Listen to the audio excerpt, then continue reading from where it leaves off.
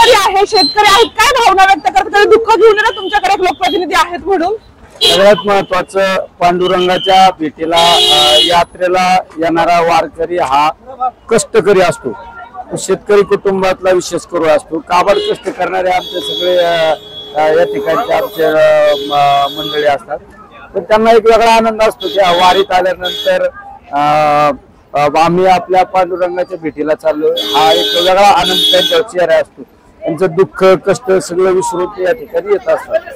ज्या पद्धतीने तुमचं अन्नदानाचे भव्य काम चालू आहे, अगदी गेल्या 3 दिवसापासून तुम्ही हे नियोजन कसं करताय सगळ्या गोष्टीचं? कारण महाराष्ट्रातले सगळे लोक येणारे आहेत, तुम्हाला आकडे माहित नाहीयेत, पण हे कसं नियोजन बसवताय सगळं? शेवट तुम्ही तुमचा भाव चांगला असला ना तर सगळ्या गोष्टी होत असतात.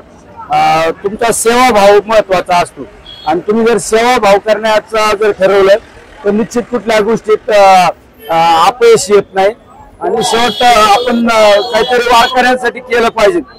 या भोळ्या बाबड्या लोकांतच पांडुरंग पाहायला पाहिजे. शेतकरी बांधव आहेत सोबत, एक मंत्री शेतकऱ्यांचा अपमान करतो, दुसरीकडे एका ठिकाणी शेतकरी बैलजोडी नाही म्हणून आऊत स्वतःच्या खांद्यावर घेतो.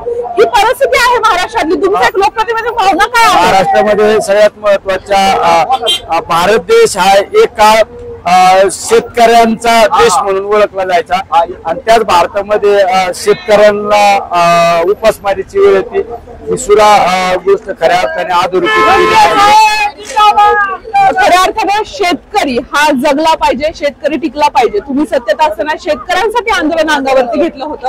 अशा पद्धतीने घटना घडतात तर शेतकऱ्यांसाठी कसे उभे राहणार तुम्ही? शेवट शेतकरी टिकला तर देश टिकणार आहे. शेतकरी हा अन्नदाता आहे. त्याचा इतका महत्वाचा भाग कुठलाच नाही. तो अन्नदाता तर सुखी राहिला आणि तो जर टिकला तर निश्चित देश टिकणार आहे. लंके साहेब, आषाढी नाश्ता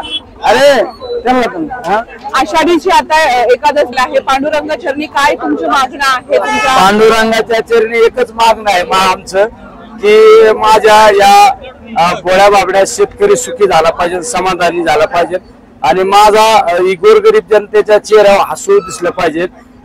तो काबाड कष्ट करणारा माझा शेतकरी सुखी झाला पाहिजे. ही सगळ्यात माझी महत्वाची भूमिका आहे.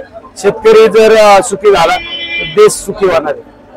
नक्कीच शेतकरी सुखावला पाहिजे आणि शेतकरी सुखी झाला तर देश सुखी होईल, अशा भावना खासदार साहेबांनी व्यक्त केल्या. खूप खूप धन्यवाद आणि तुमच्या या सेवेसाठी खऱ्या अर्थानं आमच्या देखील खूप साऱ्या शुभेच्छा आहेत. देशाच्या कोणत्याही कानाकोपऱ्यामध्ये आपल्याला सुरक्षित प्रवास करायचा असेल तर एकच विश्वसनीय नाव म्हणजेच श्री ट्रॅव्हल्स अहिल्यानगर. आमच्याकडे शैक्षणिक सहल, तीर्थयात्रा, लग्न समारंभ, फेस्टिवल टूर्स, ग्रुप टूर्स अशा वेगवेगळ्या गोष्टींसाठी बसेस उपलब्ध आहेत. यात AC, non AC, sleeper bus उपलब्ध. तसेच 17, 20, 32, 40, 50 एवढ्या सिटिंग कॅपॅसिटीच्या बसेस उपलब्ध आहेत आणि त्याचबरोबर सर्व बसेसमध्ये सीसीटीव्ही कॅमेऱ्याची सुविधाही उपलब्ध. आमचं वैशिष्ट्य अनुभवी आणि निर्व्यसनी स्टाफ आणि तत्पर सेवा. 21 वर्षापासून ग्राहकांच्या विश्वासास पात्र ठरलेलं एकच नाव श्री ट्रॅव्हल्स अहिल्यानगर. आमचा पत्ता श्री ट्रॅव्हल्स अहिल्यानगर, बुरुडगाव रोड. संपर्क क्रमांक 9422 30 11 66 आणि 9881 66 24